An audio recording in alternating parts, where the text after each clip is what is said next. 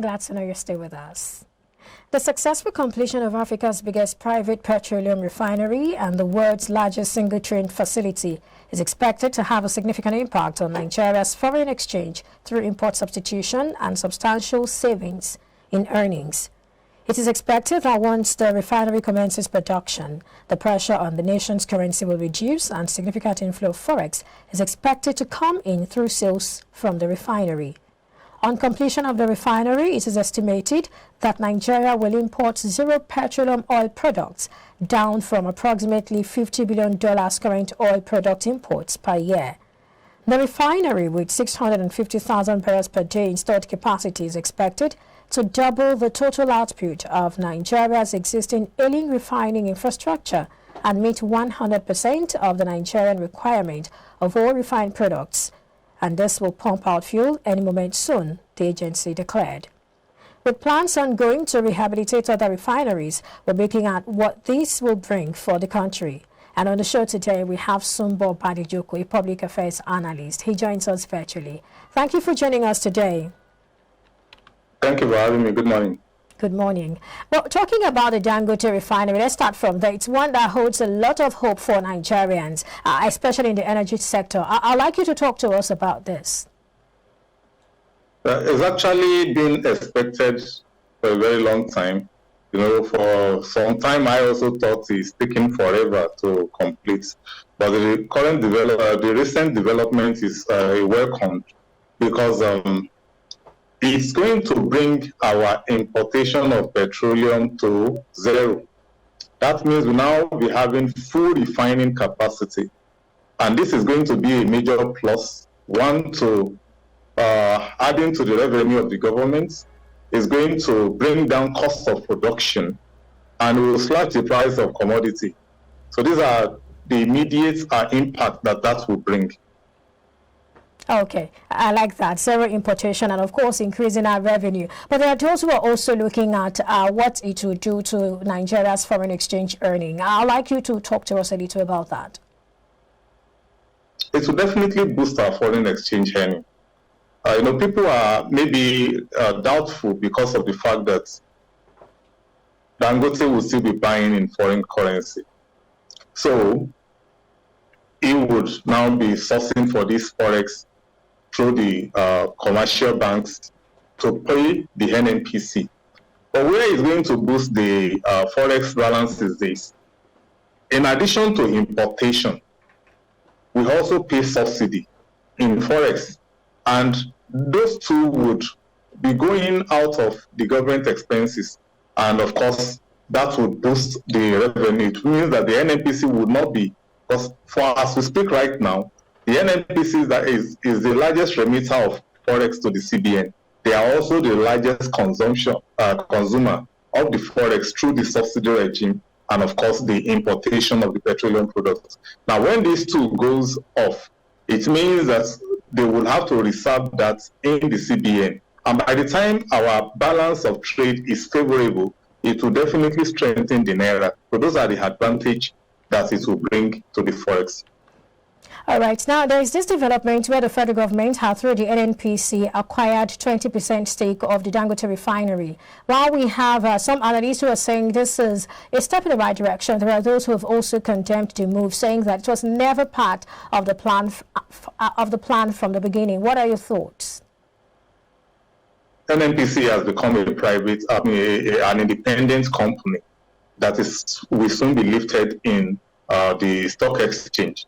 Now, it's a company in business. It is no longer a government corporation that is just not profit-oriented. It is now a profit-oriented company, even though the government has a stake in it.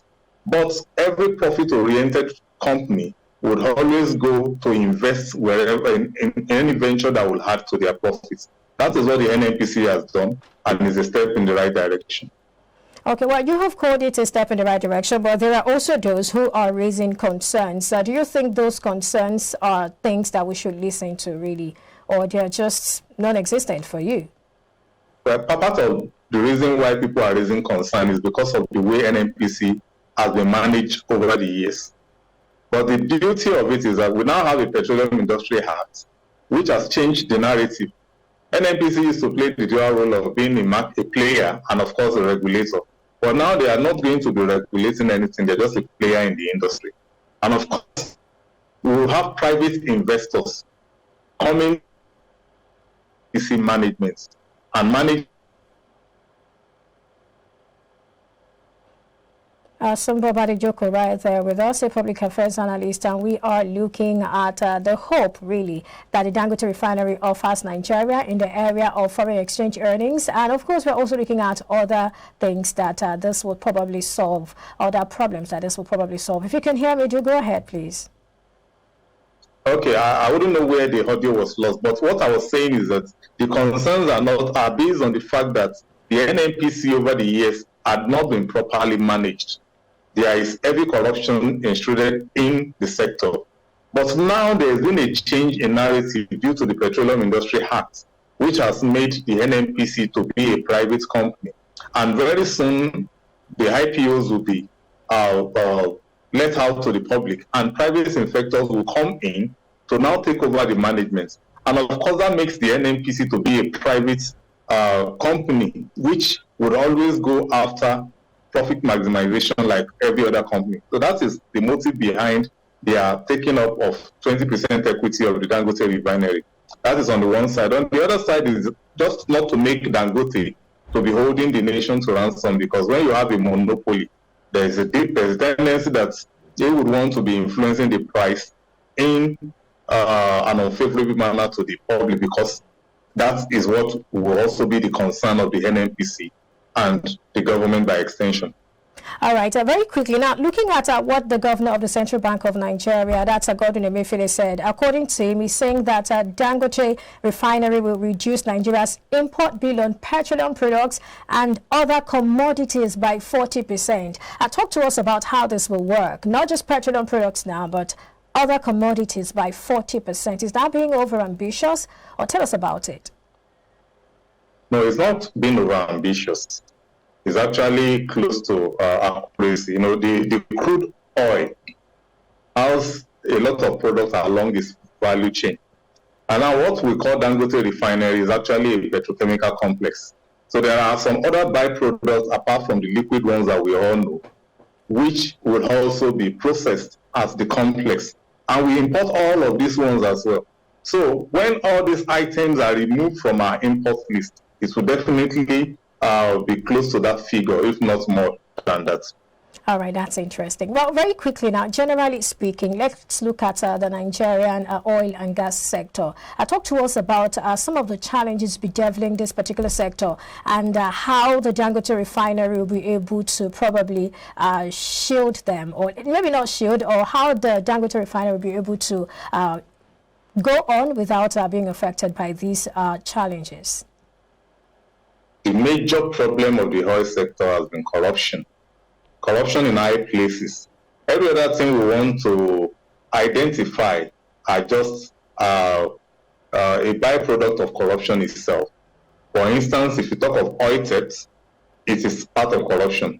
If you talk of lack of accountability on the part of NNPC management, it is still part of corruption. If you talk about lack of maintenance of the facilities of the petroleum industry, a government-owned facility, it is still part of corruption. These are things that are major impediments to the development of that sector over the years.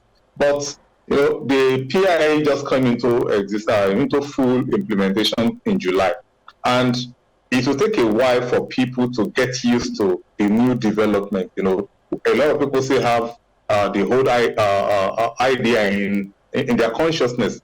We never can tell if the impact of the Petroleum Industry Act is the reason why we are seeing the revelations of oil theft corridor where the stealing is being taking place. So, but these are welcome developments. By the time every drop of oil that goes out of the shores of this country is being accounted for, then we will now be having zero leakages in terms of our revenue. And once the government has enough revenue, they can also be able to put their own infrastructure in place, and also put other social infrastructure in place for the people and for other private sector investors to come into the country and, of course, create jobs in the long run. All right. Well, let's have your final thoughts while we wind down. Well, my final thought is that people should be optimistic, especially now that we are in a transition. We should just be very careful. Once we get leadership right in the next election, the right leadership will ensure that things are done properly within the sector, and it will be for the good of everyone. All right. Thank you so much, Sumbo Badejoko, for sharing your thoughts with us on the show today. Thank you for having me. It's always a pleasure. Absolutely. Well, we've been speaking to a public affairs analyst, Sumbo Badejoko. We'll take a break now. When we come back, we'll bring you more. Stay with us.